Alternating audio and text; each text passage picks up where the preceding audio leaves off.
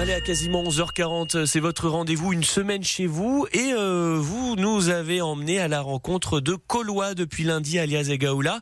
Suite et fin de la Colle-sur-Loup, vous êtes dans l'atelier galerie de l'affichiste Éric Garance aujourd'hui. On est là à la Colle-sur-Loup, dans le lieu de création, en fait, quelque part, d'Éric Garance. Bonjour Éric. Bonjour Alia. C'est ici que tout se fait, tout se passe, ou une partie de votre travail ? Oui, exactement. Ici, on est à mon atelier, donc à la Colle-sur-Loup. Alors, il y a une exposition qui a débuté il y a quelques jours, qui se poursuit jusqu'au 5 juillet. C'est Éric Garance et Claude Gilly, Pop Story. C'est quoi cette alliance de deux talents ? C'est quoi ce travail ? Comment tout ça a été pensé ? Donc en fait, c'est une exposition dans laquelle j'ai réalisé une dizaine d'œuvres qui entremêlent l'esprit des créations de Claude Gilly avec les miennes, pour que les gens redécouvrent qui était Claude Gilly, parce qu'il faut savoir que malheureusement il est décédé il y a une dizaine d'années. Et puis ceux qui ne connaissent pas mon travail, ça permet donc de faire le lien entre deux générations. C'est pour ça qu'on a appelé l'exposition Rencontre intemporelle. Est-ce qu'on peut se faire un petit tour, tiens, justement, de ce lieu d'exposition et du coup de création ? Alors on commence en fait donc là dans la première pièce de ma galerie. Donc on a une première partie où on retrouve mes illustrations et mes créations. Et à peu près à la moitié de la première pièce, on arrive dans l'exposition Pop Story. Et donc on a une première partie qui est consacrée donc à Claude Gilly, qui il était. Donc il y a des photographies en noir et blanc, mais également des affiches.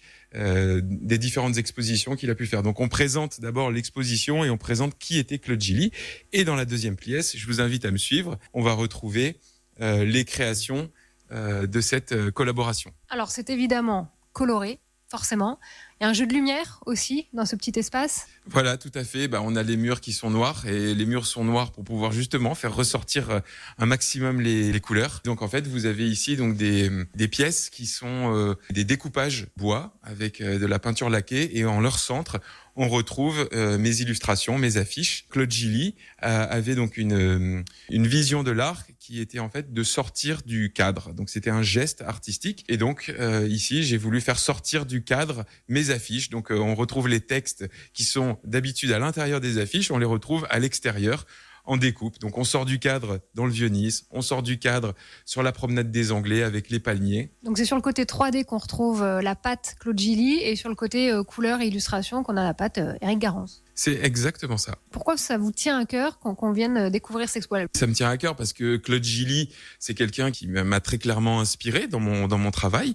Étant petit, voilà, j'avais des illustrations de Claude Gilly. Aujourd'hui, quelque part, je lui rends hommage 10 ans après sa mort. Ça me fait extrêmement plaisir de refaire les mêmes gestes qu'il a pu faire il y a plus de 10 ans. C'est important parce que notre histoire, c'est aussi l'école de Nice. Claude Gilly était un fondateur de l'école de Nice, et le père du pop art français.